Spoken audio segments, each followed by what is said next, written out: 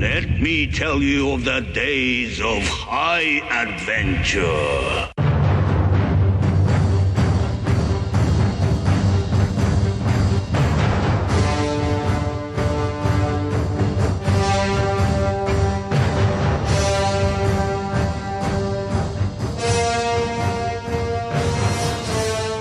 Hi, I'm Kevin. And I'm Eric. And this is 6 Degrees of Schwarzenegger, the podcast where we take a long, hard look back at some of our favorite action movies from the era of Arnold. Schwarzenegger is the icon of the genre, and we're taking a deep dive into some of these 80s and 90s cult action movies and breaking them all the way down. Friday night's a great night for football. Captain is Italians ready to do it. Friday night's a great night for football. Sit back and relax and let's get down to it. It's gonna be a hell of a fight. We got a great night of football tonight. Yes, all the way down to the very bottom, the nitty gritty, Every single frame of every single scene. every nook and cranny. Yeah, man. Every gun hidden in Furry Tom. Well, welcome back. Have we ever had a movie that featured a puppet in a In a pivotal role like this? Yeah. No, I don't think so. Not that I can recall. No. Absolutely, man. I'm here for it. I thought it was great. This is the exciting conclusion of our series on The Last Boy Scout. That's right, part 5. Absolutely, man. Man, we did it. We got I'm here there. for the peak Bruce Willis at the peak of his powers. That's right. Yeah. Yeah, Tony Scott throwing down Shane Black, Joel Silver. Yeah. It's, Awesome. Like everyone you want to be attached to your action movie in 1991. and yet it was almost a disaster. Yeah, we would definitely touch on that a little bit towards the end. But yeah, very close to being a complete disaster. I mean, I'm going to chalk that up to cocaine, probably. Your cocaine is your excuse for everything. Absolutely. It's wrong, nothing, Yeah. But no, this is a convoluted plot, which you have the honor of trying to recap. You don't have to touch every note. Oh, right. But yeah, give it a shot, man. So we got Joe. He's played by Bruce Willis. He's a detective down on his luck. His wife is fucking his best friend. We got Jimmy Dix. He's a down on his luck football player who is addicted to drugs. They get thrown in together because Joe's friend Mike, the wife fucker, he gets blown up in a car. Wife fucker. Absolutely, that's what he is. And but before he dies, he gets Joe a case to take care of a stripper named Corey. Just so happens is dating Jimmy. So that's how Jimmy and Joe come together. You're right. Corey is very quickly dies after that, and the two get embroiled in this mystery to figure out what is so big that they're willing to kill Mike and Corey over. And it turns out that they have been in the process of giving evidence to reveal a conspiracy of bribery and political corruption to make sports betting specifically legal. Right, yeah. Right, they want to exactly. legalize the shit. Right, exactly. So Joe He thinks it'll be good for TV ratings. TV ratings, apparently. Yes, Yeah. which maybe it was. I mean, Who there's an knows? awful lot of TVs at Vegas when you're betting there, so it's not you're not wrong. Anyway, so Joe and Jimmy are investigating all of this. They discover all of this. They have a falling out though, and so they break apart. And then Joe gets kidnapped by the thugs. Jimmy is thrown over an overpass but survives. And then Joe is taken to the main bad guy Marcone's place, where all the truth is revealed, and explain that Joe's going to be framed. It's that James Bond type scene, right? Yeah, where the it is bad guy true. explains his scheme. Right, exactly. He starts monologuing, does the whole thing. It's revealed that they're going to blow up Baynard under the guise of giving him a $6 million bribe, and they're going to frame Joe for the whole thing. They take all the handoff goes off in the middle of the woods, which presumably is in Griffith Park. Jimmy shows up. Joe's daughter Darian sneaks in with Furry Tom the puppet. A shootout occurs that involves shooting a bullet through Furry Tom's mouth. They crash into a rich guy's pool. They get the $6 million case, but what do those houses cost up there? They're millions extremely and millions expensive, of dollars. right? Yeah, okay. Insane amount of money. Yeah. even like a modest home. Yeah, even a modest. Oh my God, no, Yeah, it's okay. insanely expensive. So in the upside down car that's in the rich guy's pool, Joe grabs the actual $6 million and like, we got to get to the stadium where the bomb is. They leave, but it turns out the bad guy Milo is still alive. He kills the owner of the house and kidnaps Darian, and now we're off to the races. The final moments. Man, you crushed that. Yeah, bro, that's impressive. I'm impressed. I'm also drunk. Yeah, but, well, so it's easy to press people that way. I love it. I'm happy to be impressive. So we got Joe and Jimmy. They're driving down the expressway in LA traffic. They're making great time. You were the LA guy, right? Yeah. So you were like, you're not speeding down LA highways. No one speeds down an LA highway. It did make me chuckle. That moment is like, okay, this is definitely a fantasy. So they actually catch up with the senator's limo. I don't know how you pick one limo out of LA traffic either. No, I know. That's ridiculous. So Jimmy is like, I'm going to draw a picture of a bomb on this piece of paper that I conveniently found in this guy's car along with like a magic marker or whatever. And we'll warn him, right? So they pull up alongside the limo and insanely the head bodyguard just starts shooting at them. This is like the height of LA road rage, maybe? Like, that's insane. I don't think he's had an opportunity to recognize this is the guy that handed me the case. Yeah. Like, there's no way. Just a guy pulled up next to me and he's like trying to get my attention. I'm going to try to kill him. But so Joe swerves away, sideswiping like other cars. And Joe says, if I survive this, I'm going to dance a jig. The thing that I love too is there's another line where Jimmy draws a horrible bomb on the paper and then writes bomb underneath it, but misspells it BOM instead of BOMB. And then makes fun of him about who's literate now. And so when the guy shoots, Joe says BOM bomb is Polish for fuck you. Which I actually looked that up on Google Translate. I don't think it's true. No, but it's still funny. I don't think it's true. But it's still a great line. But yeah, Joe says I'm going to dance a jig if I survive this. Dance a jig. So now the limo swerves off the highway at the next exit, and Joe has missed the exit. So he pulls over and runs across the highway in front of all these cars and starts shooting off the overpass.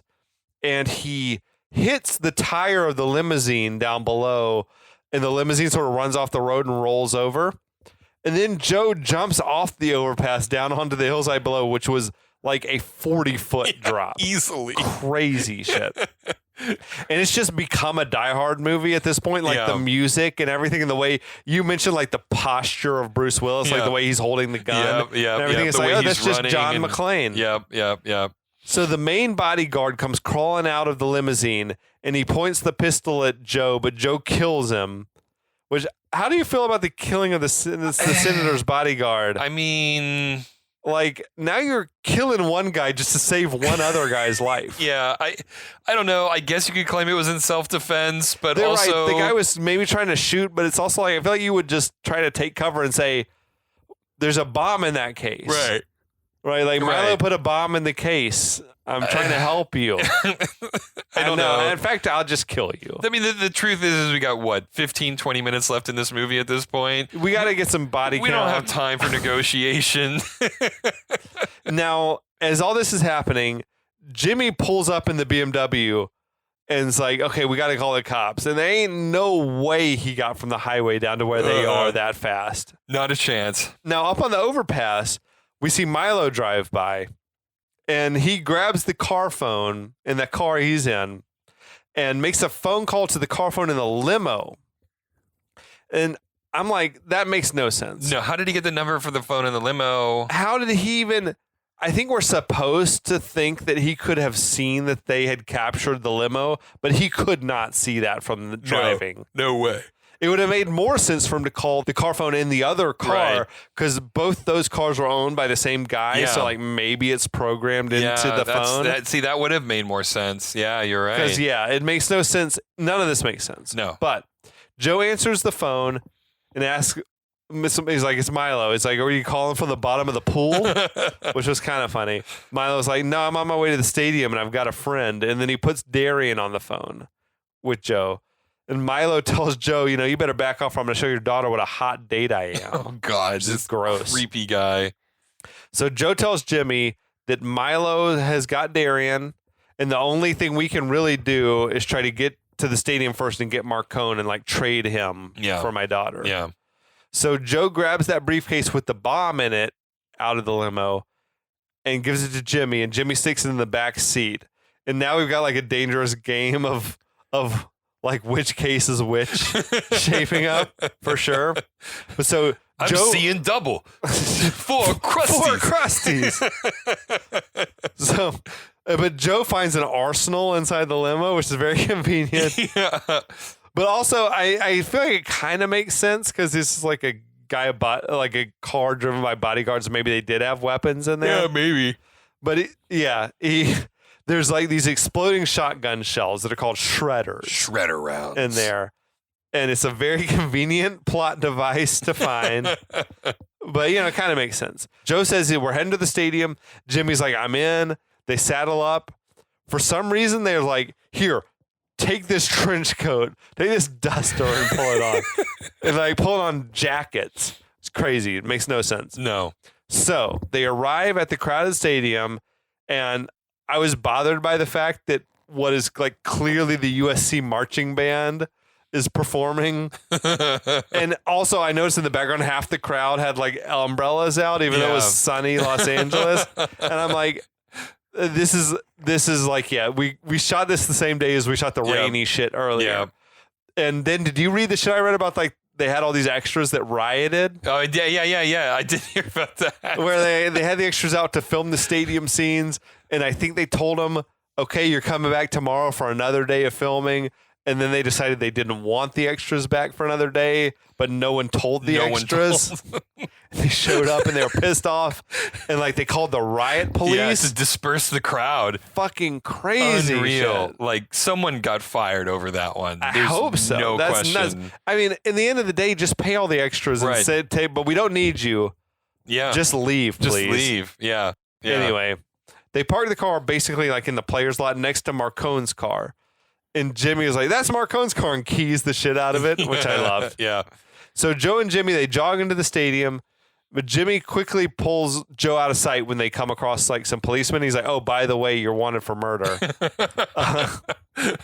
Now, then off camera, they've beefed up their disguises because all of a sudden they have like hats and sunglasses on also. And a security guard recognizes Jimmy and lets him into the VIP area or whatever with no hassle at all. Right. I mean, it's just like, oh, hey, Jimmy, come on in. Oh, Jimmy, come on You're in. clearly in disguises, wearing strangely long overcoats, but yeah, come on in, hang out. Right. And then they walk in the tunnel as the team is coming out of the tunnel, and they see each other. And that one asshole player from earlier in the movie, the one who was trying to like rape which we completely forgotten about, the one whose nose Jimmy broke, Yeah. right? Like he is like, Jimmy, fuck, what are you doing here? And Jimmy grabs him and like puts the shotgun up under his chin and was like, dude's like, you're not supposed to be here and you're kicked off the team. And he's like, I'm going to kick you off the universe or some shit. But it does raise the point, which this guy's been banned from football. Yeah. So I think he's probably not allowed to like be in the stadium. There should be no way. Yeah. And there ain't no way he's like being waved through by security. Oh, Jimmy, come on in, come meet the owner. Whatever, that you right? Yeah. But yeah, Jimmy racks the shotgun, puts it up under the guy's chin, and the guy lets Jimmy go. So then Jimmy and Joe take the elevator up to Marcone's suite, which is this fucking lavish. The set was insane because it was like 30-foot high ceilings, huge, like it's bigger than my house. There's a fire like roaring in a fireplace, and it's like, what the hell's going on here? But once they get inside Marcone's suite, they find Marcone is there. He's got Darian, and like there's several other goons there, and they've already got the drop on Joe and Jimmy. So they disarm them. They took their dusters off, which made the inclusion of the dusters in the jacket just completely pointless. It was just did nothing. I know. So Jimmy says, your plan's ruined, basically. When Senator Boehner realizes you tried to kill him, he's never going to he's never going to vote yes on legalizing gambling, right? And Marcone's like, well, he's never going to know about it because Milo's about to kill him in a few minutes. Yeah. So Joe's like, well, where is Milo? And Marcone chuckles like, he's in a highly enlightened position. Which is like, oh, okay, so he's in the lights. Right? It's like, what a fucking moron. I feel like they're like, so he's in the lights? He's like, oh, yeah. He's like, yeah, no, we all knew that instantly. We like immediately we know where that is. I feel like he's like, but that is, I feel like typical asshole billionaires like I'm smarter than you are, so you'll never understand this. No, it's crazy shit. But Jimmy demands to know, well, why'd you kill Corey? I feel like again, we all know the answer to this already. Yeah. Marcone is like, yeah, no, she was trying to blackmail me. Like, duh, yeah, I know, dude. we know, yeah. So then Marcone's like, calls her a whore, which gets Jimmy fired up. He's like, she's one of the sweetest little whores I ever tasted. Which is a fucking good bad guy line, but it's like, it's crazy shit. Yeah. So Joe tells Jimmy, settle down. With a face like Marcone has, he's got to be paying for it, which is a sick burn, but also it's doubling down on the fact that Corey's a whore, right? So Marcone tells him, you better shut up if you care about Darian's safety. And Darian's like, eat shit, you fucking redneck. Great line. That kid was going for it. Yeah, she was really owning every scene she was in. So Marcone's like, okay, Jimmy, I'm happy to see you again. You had $1 million arm, but you got hooked on those painkillers. You couldn't take the pain. Marcone then grabs Jimmy by the wrist and shoots him in the hand. Which is just like, what? I can't imagine how much that would hurt. No. I mean, you would just be done. I just like the pain would be so overwhelming. I mean, you would faint, right? Yeah. You'd pass out. Yeah. So now Jimmy's rolling around on the ground in pain. Marcone takes Darian and sits her down at his desk. And Joe says, you need to let her go. And Marcone pistol whips Joe, tells his goons, kill Joe and Jimmy. So they all cock their guns, and Joe brings up the case with the $6 million. He's like, Marcone is a little intrigued by it, and Joe tells him it's in the back of a BMW, which I feel like had to be phrased very carefully to keep the confusion about the cases going. But so Marcone actually doesn't believe him, and then Joe's like, well, I also have a tape of you and Baynard talking. And then Marcone's like, oh, yeah, let me guess. You're going to go to the cops if something happens to you. And Joe's like, no. The tape's going to go to the mob. We're going to send it to the mob's well-known mailing address. Right. The mob holistically. Absolutely. Yeah. So Joe asked Marcone, what do you think the mob's going to do to you when they find out you're trying to ruin their illegal gambling? Which I think, network. Yeah. Absolutely. Yeah. Marcone, though, he doesn't believe the shit that Joe is trying to sell. He says, if you had that tape, you would have told me earlier. So now Jimmy gets up and basically is like, to Joe, he's like, your bullshit's not working. I'm not going out like this. Says, look, Mr. Marcone, we do have the money. It's not in a car. It's hidden in a locker. So then he's like, I got the key. And Marcone's like, well, give it to me. And he's like, I'll give it to you if you let me go. And Marcone's like, no deal. If you don't give me that key, I'll have you kneecapped. Which, of course, he's never going to let him go. But, why not just play along? Right. I felt like, yeah, sure, we'll let you go. Yeah. Give me the key. So Jimmy takes something sort of out of his waistband and tosses it into the fireplace. And he's like, well, looks like no one's going to get the money then. This is one of those new plastic keys. Sure. Yeah, okay, whatever. And panicked Marcone orders his goons, like, get the key out of the fire. And Jimmy turns to Joe and he's like, the kind that shred.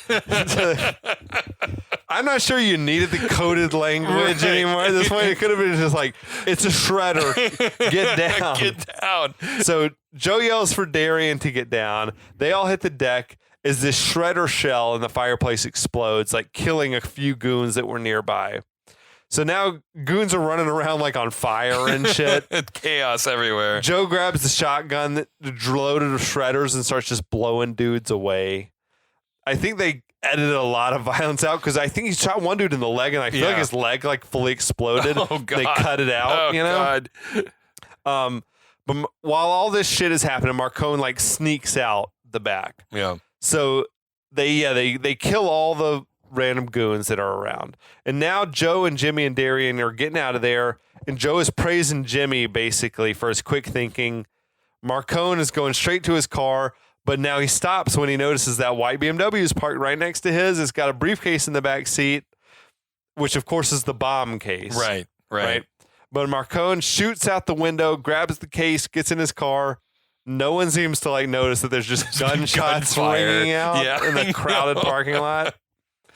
But the good guys, they come down into like the actual stadium, and Joe is like, "Where's Senator Boehnert?" And Jimmy points him out. And then Joe says, Milo must be one of those light towers with the best position to shoot Boehnert from, which would, of course, be the most logical place to be, even if you didn't have the clue. But the billionaire told you where he is. So, So Joe tells Darian, you go find some policeman, whatever. Tell him everything that's happening and you'll be safe.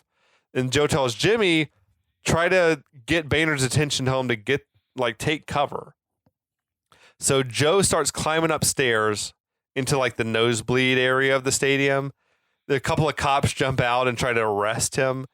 And he tries to explain, but they're not listening. So then he just beats the shit out of them, which is like, I don't know how this little bit enhanced the plot at all. But it was still, yeah. We got to see Joe quickly like dispatch a couple of ineffectual cops. Maybe it was like supposed to heighten the tension because every delay just means Milo has more opportunity to it's prepare. Been a minute since someone's been punched. Yeah, that's true. That's true. I don't know. But we do see that Milo is up in the light tower, like putting his sniper rifle together because, that's how sniper rifles are. Yeah, you have to assemble them. Yeah, all sniper rifles you have to assemble. So Jimmy now has made his way down to field level, and he jumps on to the sideline. And on paper, to me, this is like the worst possible way for Jimmy to help out. Like you're supposed to be getting the senator's attention, not like going on the field. I don't know. But now the player that he'd been beefing with earlier has seen him, spots him, and tells all these security guys that are like, that's Jimmy fucking Dix. He's got a gun. And that dude needs to get his head in the game. I'm like, why are you like not? You're playing in this game today, right? I don't know. Like, what is your priorities are way off, bro. You got a football game to worry about. How long have you been wandering around the stadium looking for Jimmy? Where's Jimmy? Like, leading these cops on this goose chase. But now Jimmy jumps onto the Stallion's horse mascot and goes riding off onto the field. The horses pay off from early in the finally, movie. We had that brief fact earlier that was for no reason Jimmy mentioned, I ride horses. Right. So Senator Boehnert, though, for his part, he's delighted by all this. Oh, yeah. He thinks it's great. It's another big shit-eating grin from Chelsea Ross. But as they play, like, the football is happening on the field, and one of the guys, like, just gets blindsided by this horse. Yeah. Fucking ouch. And Jimmy's like, tells the dude who recognizes him, he's like, give me the fucking football. And the guy hands it over. So Jimmy goes riding away from all these police officers that are running on the field. He's yelling for Boehnert to get down. And I feel like a man riding a horse around on the field during the game would be anyone in the luxury suite is going to be drawn to the window. What is going on? This is the opposite of what you're supposed to be doing. I know. So we see Milo, he's taking aim with his rifle. We see Joe has found him and he's climbing up on the light tower. Boehnert can't hear Jimmy's warning, of course. So Jimmy lobs the football at him and the ball hits Boehnert right in the face, like right as Milo is pulling the trigger and the bullet like hits the football or whatever, explodes it. I feel like Milo needed, first of all, Milo needed a silencer on that rifle. Yeah, that was like super loud. I feel like it's unlikely he's going to get away with this killing a senator when everyone can hear a gunshot. Right. Now, if it had been a silencer, you're like, oh, the senator's dead. No one even knows what the fuck just happened. But anyway, Jimmy's like starts celebrating that he's made the best football throw in the history of mankind. He threw that football with a hand that was just shot through from a moving horse. from a field up to luxury suites. He hit dude in the face in a luxury suite. Shit's crazy. Now Boehnert's like nose is busted and Milo's all pissed off and starts shooting his gun at Jimmy. It's like, stay focused, Milo. You need to be focused. Why are you shooting at Jimmy when the senator's like standing in the window still? You still have more than one round, presumably. Yeah, he's like fired off like dozens of shots. Now, but suddenly Joe jumps down on top of Milo and kicks the shit out of him. And Milo starts shooting at Joe. But Joe like throws himself against the safety fence and all of a sudden he's dangling like off the light tower or whatever on this chain link fence. And a big row of lights fell off the tower, presumably landing on the crowd. I mean, I don't know where else they would go. People dying, Yeah. probably. Now, a police helicopter swoops in and tells Milo to drop the gun, but Milo starts shooting at the police helicopter, hits the little like gunman who falls out of the helicopter. He's dangling on this safety line or whatever. Would a helicopter even be allowed to fly over a stadium like they that? wouldn't be allowed to do that. No, I don't know. That seemed a little extra. But in all this shooting and chaos, Milo runs out of bullets, and Joe climbs back up onto the catwalk. And Joe grabs Milo's bag with more bullets, whatever, tosses it off. And then Milo's pissed off. He throws the rifle at Joe, but Joe catches it right out of the air. Then Milo produces that little switchblade again. Yeah, we're back. They get to fighting. So Joe comes running at Milo and whacks him with the rifle and drops into one knee. And then Milo stabs Joe in the leg. But Joe instantly overpowers Milo, pulls the switchblade out of his leg. Like I had said earlier, I feel like just that tiny switchblade is not it's not that useful. And you just proved it. I mean, the movie just proved it in this instance. Yeah. Like, you could have carried a pistol. Right. That would be more helpful. And you would have gotten yourself out of this problem if you had a gun. Absolutely. No, Yeah. I got a tiny little switchblade like a woman might keep in her purse, But Joe like snaps Milo's arm in a gruesome sort of a way. Milo has not been the most effective bad guy we've ever seen. I mean, we didn't really see him until almost Act 3 of the movie in the first He's just place. easily dispatched. Yeah, he was. Yeah. It wasn't like he's not, I don't know, he's an evil guy, but he's not necessarily very good at what he does. I mean, I guess Marcone just bought him at like Evil Villain's discount emporium, and he just, this is what happens when you order your henchmen off of Temu. That is a meme for Instagram. I'll have to look that up. To put one together. But yeah, so then Joe is like, I told you, if you ever touch me again, I'll kill you. And Joe kicks Milo in the gut, so there's some separation between them. The police shooter, there's another shooter on the helicopter.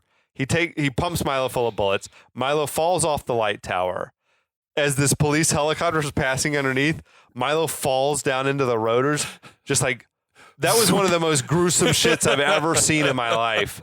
The way they did it. Presumably blood and chunks of like Milo are just raining down on all the people below. I sure hope Milo didn't have any bloodborne illnesses. Right. Because... Milo's got hepatitis or AIDS or some shit. He's got all of them. He's got everything.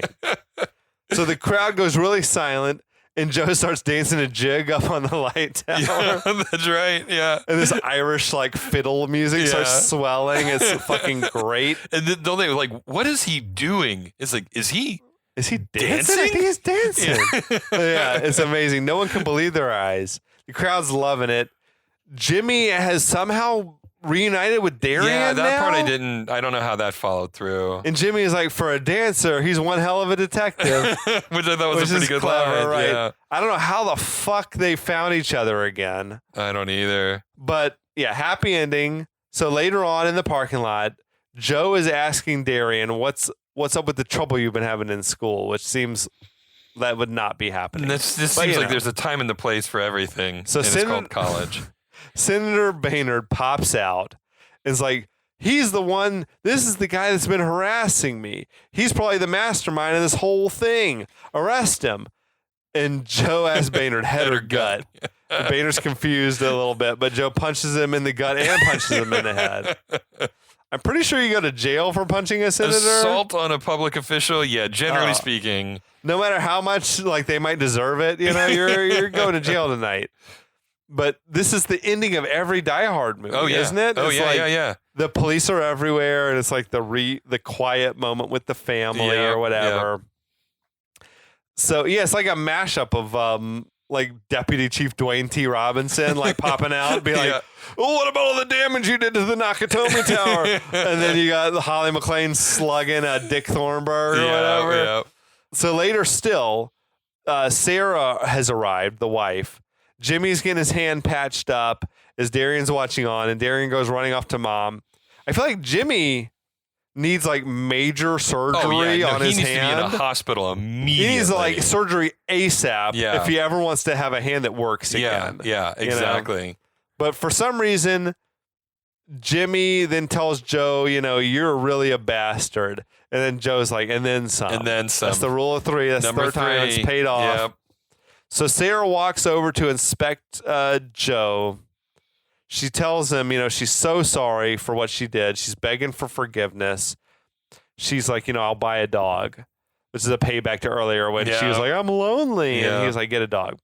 So Joe forgives her then by reciting all like the curses that she said, you should have said to me, like, fuck you. Spit in your face if the cops weren't here. Yeah. It's a nice moment, actually. I saw what a good writer can do. Yeah. Yeah. Like, we've seen this scene 100 times. Like, give it to us in a fresh way. Yeah. Right? So they hug it out. Now the lieutenant comes strolling up and he's like, where's the case you've been telling everybody about? And he's like, it's in the back of the BMW over there. So the lieutenant walks over. He finds nothing in the back seat but broken glass.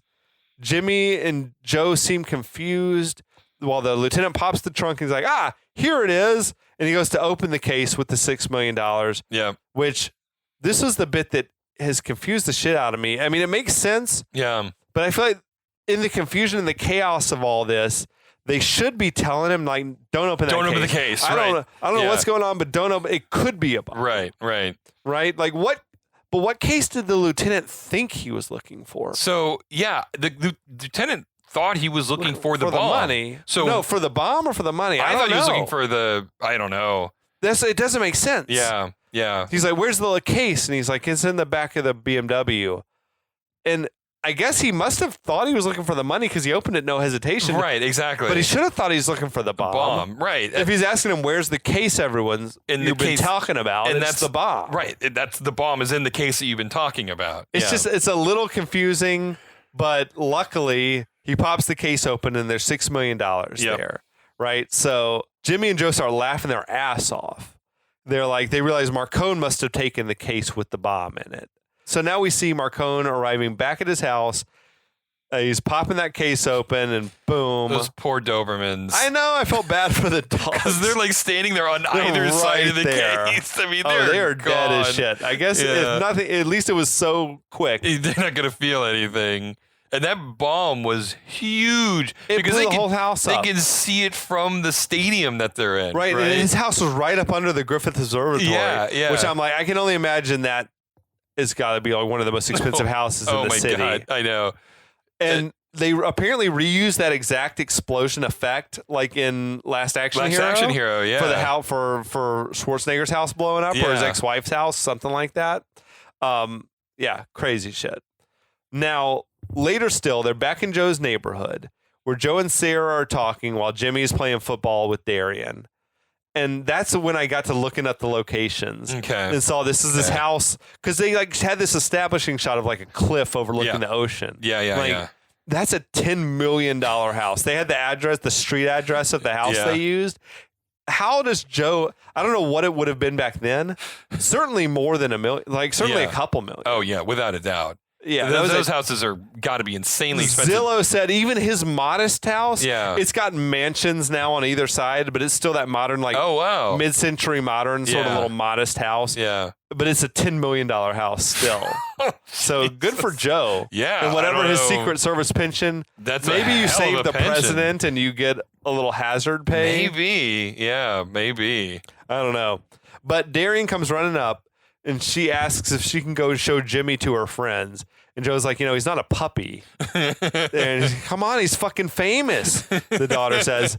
And Joe tells her, don't curse, to which Darian's like protesting. And then the wife, Sarah's like, listen to your father. So I guess all is going to be well, like all is right in the world with the Hallenbeck. I mean, it's a household. It's a Hollywood movie, so yeah, we don't worry about consequences of life-altering trauma. But Joe takes the football away from her and tosses it back to Jimmy. So we cut to presumably like a few minutes later, where Joe and Jimmy are walking off down the sidewalk. Joe is saying, I could actually use a partner. Like, do you want the job? And I feel like they're teeing up the franchise. Right? Exactly. I mean, this could have been this is as good of as Lethal Weapon or Die Hard or any other like action movie setup. They They could have had more adventures together or whatever, Joe and Just Jimmy. running the private detective agency. And Jimmy is like, I don't know anything about being a detective. And Joe's like, it's easy. He's like, but now this be in the 90s. You can't just like walk up to a guy and shoot him. You got to say something smart first, whatever. And this hilarious bit. That's where he's like, I'll be back. And he's like, nah, you got to be even better than that. He's like, so, like if you hit a guy with a surfboard, you would say, surf's up, pal. Which that line delivery was so perfect. I think it was actually Damon Wayans like trying to sound like a white guy. Yeah. Surf's up, pal. He's like, yeah, something like that. The only thing that drove me crazy about this whole thing is that they walk behind a tree. Yeah. Right? And then the camera They're walking stops. away from camera. They should be walking towards camera, right? And walking away from camera is fine because you're like signaling that we're coming to the end of something Sure, as they walk okay. off. But they get off a frame and all we're seeing is just a random suburban neighborhood block. You're right. We can't actually see them at all. Right. All we're hearing is 80-yard voices at this point, almost certainly. And then, Jimmy's like, well, what else do I need to know? And Joe's like, well, that's about it. The water's wet, the sky is blue, and old Satan Claus is out there, and he's just getting stronger. I appreciate the callback. That's a rule of 3 again. He hit it the third time. And then Jimmy was like, well, what do we do about that? And Joe's like, be prepared, son. That's my motto. Be prepared, which I love that line, the little Boy Scout motto. Yeah. And cut to black and roll credits, man. Yeah, that's the last Boy Scout, dude. That's the last Boy Scout. We've come to the end. The movie apparently was like just a mass like clusterfuck. Yeah. During production, like due to too many egos on set or whatever. You Then were the- saying, yeah, the AD the assistant director was like, What do you expect to have happen when you put 4 alpha males too in a many room alpha together? dudes like on set or whatever. But this was the last collaboration between Bruce Willis and Joel Silver, who they had done Die Hard movies together, and he had done Hudson Hawk or whatever as well. Joel Silver apparently had just been like cut loose by Fox, because he had multiple movies in a row just run way over budget, wildly over budget. Yeah, it was like Die Hard 2 and Hudson Hawk, I think, had been like train wrecks of productions or whatever. You also had Tony Scott, who had the reputation, I think, of being a diva, but he really didn't like Joel Silver. And I think, like, Joel Silver, I feel like had sort of just bought into his own hype. Yeah. Was like, well, I'm a genius movie producer. I should do everything. Like, I think he was trying to micromanage the He was apparently on set every day. rewriting the script and, like, trying to direct the actors. Yeah. Like, crazy shit that no producer should be doing. No, under no circumstances. Also, like, apparently Bruce Willis and Joel Silver like kept rewriting the script, and it was like moving further and further away from what Shane Black wanted. Apparently they did a massive rewrite on the third act of the flick too, Which is totally different, because we talked earlier about Milo had this thing where he was like doing snuff films on the side as a hobby or something, and the whole thing, like, the wife had been kidnapped and was they were like, gonna cut her up with a chainsaw and all this crazy shit that is nowhere to be found. No. When I hear that, I feel like what we actually saw makes more sense. Yeah. And the other shit, the snuff film subplot seems so outlandish. We didn't need anything from Milo like that. I mean, like, it was just, especially for a character who doesn't really even show up until the third act of the movie. Yeah. It doesn't need to be in the movie any sooner. Apparently than that. him and Marcone were like had way more to do. Oh, really? In his version. But it's like, but no one wants to watch a 3-hour-long action movie. No. We don't need all this. I think the edits, to me, seem like they were probably in actually the best interest of the film. Yeah, I agree. But I think it also pissed Shane Black off. Yeah.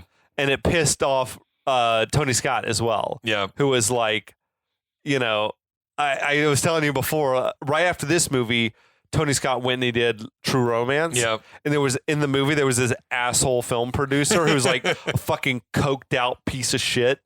And apparently it was like, that was Tony Scott was like, this is exactly based on Joel Silver, like down to like his look and everything. Oh, that's which is so fucking funny. nuts That's to me. amazing.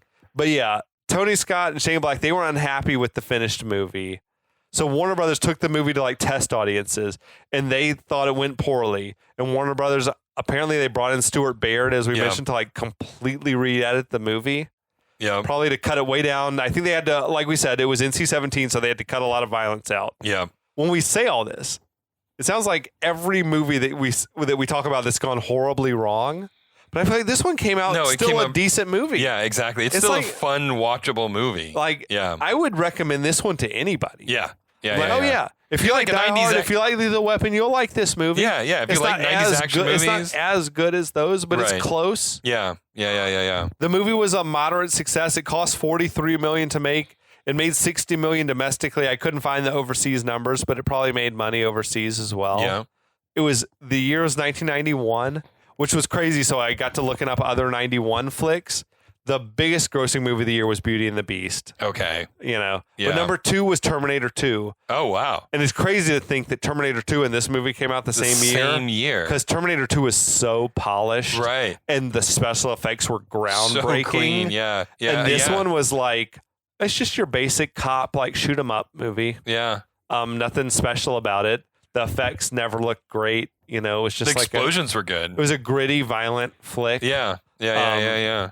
Other movies from that year were Robin Hood, Prince of Thieves. Oh, I loved that movie. I loved it when I was a kid. Have you watched it recently? I did. Well, why is Robin Hood American? I don't know. It was at the peak of Costner's powers too. Oh yeah, Costner I think was full of himself as well. So full of himself. Yeah. This must have been the year that I was like coming to watch movies because I remember Robin Hood, Prince of Thieves being one of the first like adult movies I ever went to go see in the theater, and I loved it. I still love it, but I recognize that it is not great. But there's bits of it that are great. It's got like some great action, whatever. But other movies that year were Silence of the Lambs was a huge grossing movie. Yeah, big movies in '91. City Slickers came out that year, made a ton of money, and Hook came out. Spielberg, ton of money. For us action movie aficionados, other movies that were out that year were Bruce Willis had Hudson Hawk out the same year. Yeah. Teenage Mutant Ninja Turtles 2, Secret of the Ooze. Love that movie. Was out. Hell yes. Love that movie. Backdraft came out that year, which I unapologetically, I think Backdraft is a fucking great movie. I love that movie. Yeah. Van Damme had a couple flicks out, Double Impact and Lionheart. Double Impact, that's one where he plays his own cousin. There's 2 of them. We want 2 Van Dammes in one movie. Excellent. Yeah. 2 guys who can't act. No. Point Break was out that year as well. That's right. 91 was a Point Break year. Seagal put out For Justice. Okay. And as you mentioned earlier, Stallone put out Oscar. Oh, that was 91. That was 91. Oh, that's amazing. I never have really watched that movie. I know it's one of his like comedic turns. Yeah. Complete Bomb is my understanding. Yeah, I think it flopped. You said you dug it though. I love it. Yeah. Okay. It's for me, it's not even a guilty pleasure. It is a great throwback to old screwball Who else comedies. is in it? Joe Piscopo, or am I making that up? Oh man, or was that Married to the Mob? That's Married to the Mob. Okay, I'm making that shit up. Yeah. No, I don't really recall him. One of my favorite stories ever while you're Googling is, this is a different flick, but Stop or My Mom Will Shoot, which was, the story goes that Schwarzenegger, they pitched it to Schwarzenegger and he's like, God, this fucking sucks. But he's like, you know what? He told his agent to tell Stallone's agent that Schwarzenegger was really serious about doing it, just to see if he could trick Stallone into doing it, and he did, and he's like, what a jackass. But tell me more about Oscar. So, I mean, it is just a who's who of every Italian actor of the era. Right? Who do we got? Peter Reigart, Chaz Palminteri was in it. Yeah. Okay. Joey Travolta. I think John Travolta's. John Travolta had a brother? I think it's his dad. He had a dad? Yeah. No, he was a producer, occasionally acting. Joey Travolta. Paul Greco was in it. I know the name. He's like a small time actor. He was in a lot of cop dramas. There are and no things of that small nature. actors, only small parts. I think or no small parts, only small actors. I don't know how that's phrased. Yeah. Oh yeah. He was in The Warriors. Okay. Crocodile Dundee, a few other things. Nothing major roles. Sly Stallone, without a doubt, was the biggest. I think the biggest win on it though was a very young, very very beautiful Marissa Tomei. Oh yeah. Was this like My Cousin Vinny era? It predates My Cousin Vinny. Yeah. Marissa Tomei is a beautiful, beautiful lady. Yeah. And there's just like every Don Amici is in it. Nice. There's I mean, basically, there's so many So many Italian actors in this movie.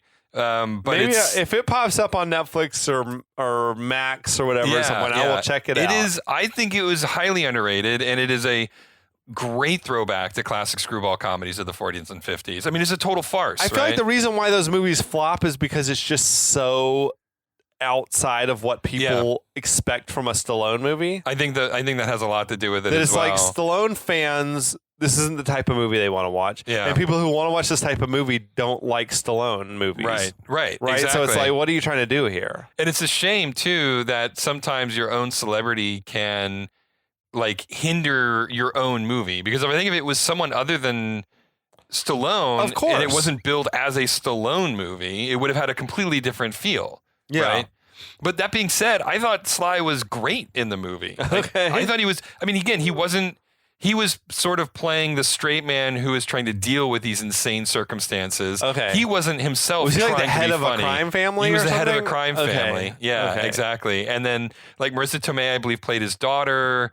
And there's like all this nonsense involving like trying to launder cash, and then there's like cops who show up, and it's just there's like 12 different plot lines going on simultaneously, and there's all these like narrow misses of people literally walking into a room as someone else is walking out of a room, and it's all by design, right? Like it's all very intentionally and orchestrated. Yeah, of course. It's like a screwball comedy. Yeah, absolutely. Yeah. And then everything comes together in the end, and Sly Stallone comes out on top, and it's sort of like, I'm not really sure how I did this, but okay.